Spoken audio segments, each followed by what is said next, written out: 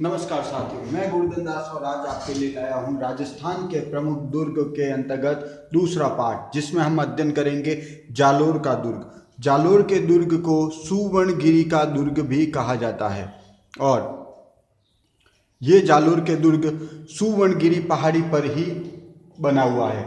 दोस्तों, हम ये देख रहे हैं कि सुवर्णगिरी जो पहाड़ी है वह उसके पास में ही सुगड़ी नदी निकलती है। जालोर का दुर्ग सुवर्णगिरी दुर्ग सुगड़ी नदी के किनारे स्थित है।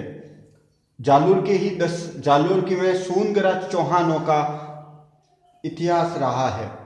दशरथ शर्मा के अनुसार जालोर दुर्ग की स्थापना का निर्माण प्रत्यार नरेश नागभट्ट प्रथम के द्वारा किया गया था। दोस्तों, अभी सेकंड गेट में ये नागभट्ट प्रथम पूछा जा चुका है और कई बार पूछा जा चुका है।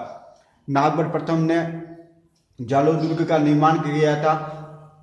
हम ये देखते हैं कि जालोर के दुर्ग में ही अलाउद्दीन खिलजी ने 1311 ईस्वी में आक्रमण किया था और उस समय जालोर के राजा थे वीर कानरदेव सोनगरा और उनके पुत्र थे वीरमदेव को और कानरदेव चौहान को उस समय वीर गति प्राप्त हो गई थी और जिसका वर्णन हमें पद्मनाभ की किताब कानरदेव प्रबंध में मिलता है। इसके साथ ही वीरमदेव सोनगरा की बाता में भी इस युद्ध का वर्णन हमें मिलता है। दोस्तों, माना जाता है कि अलाउद्दीन खिलजी की बेटी थी फिरोजा, जो कि जालोर के राजा कानरदेव के बेटे वीरमदेव पर मोहित थी।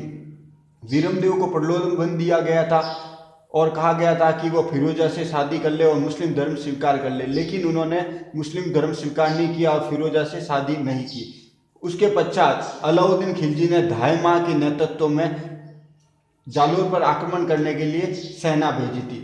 जालोर का दुर्ग मारवाड़ के राजाओं का आश्रय स्थल कहलाता था। दोस्तों, इसमें मारवाड़ के राजाओं का गुप्त कोष भी रखा जाता था। यहीं पर सुवर्णगिरी जैन मंदिर भी स्थित है। यहाँ पर मलिक शाह की दरगाह है। यहाँ पर जालोर में तोप खाना भी प्रसिद्ध है। दोस्तों, ये इन सभी का वर्णन फिरोज शाह और अंत में जब वीरमदेव की मृत्यु हो गई थी तब उनके सर को काट कर फिरोजा को दिया गया था। जहाँ माना जाता है, किंवदंती है कि फिरोजा ने अपनी उस शीश के साथ सती हो गई थी और एक किंवदंती ये भी है कि वीरमदेव के शीश के साथ उन्होंने अग्नि में प्रवेश नहीं किया था, लेकिन अलाउद्दीन खिलजी के कहने पर वीरमदेव का अंतिम संस्कार तो कर दिया था, लेकिन उनके प्यार में यमुना नदी में गिरकर अपने प्राण त्याग दिए थे। अब आता है शिवाना का दुर्ग।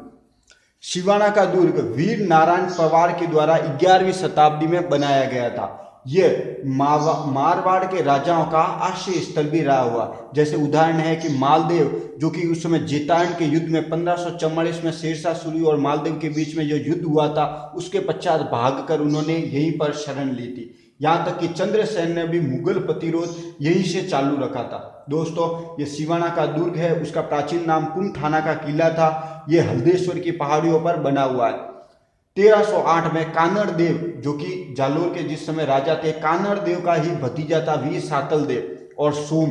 इनके समय में अलाउद्दीन खिलजी ने 1308 में यहाँ पर शिवाना में आक्रमण किया था और सातल और सोम अपनी पूरी प्रजा के साथ शिवाना के दुर्ग में अपने आप को कैद कर लिया था, रोक लिया था, जिससे कि वे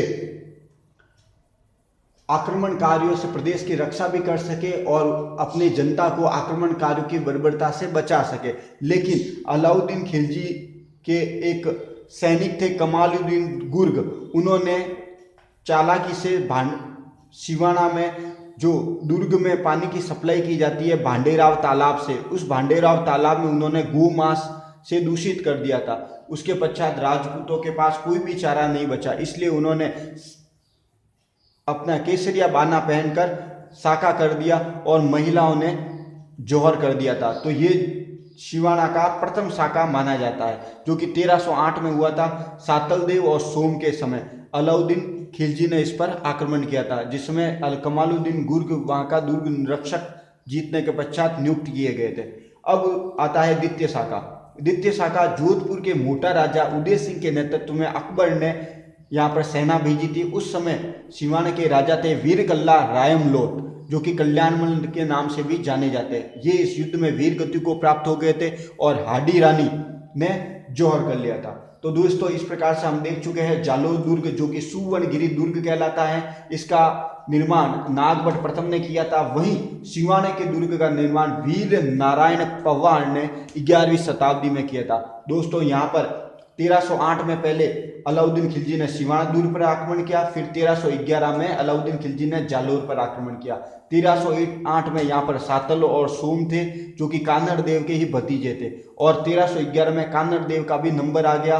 कान्हड़ देव पर भी अलाउद्दीन खिलजी ने 1311 में आक्रमण कर दिया, और ये वर्णन हमें मिलता है, बहुत इंपॉर्टेंट है, किताब पद्मनाभ के द्वारा रची गई थी, कान्हड़ देव प्रबंध। और इस प्रकार से दोस्तों हम प्रत्येक इंपॉर्टेंट जो दुर्ग होगा उसका हम अध्ययन करेंगे। हमारे जो भी नवीनतम वीडियो है उसको आप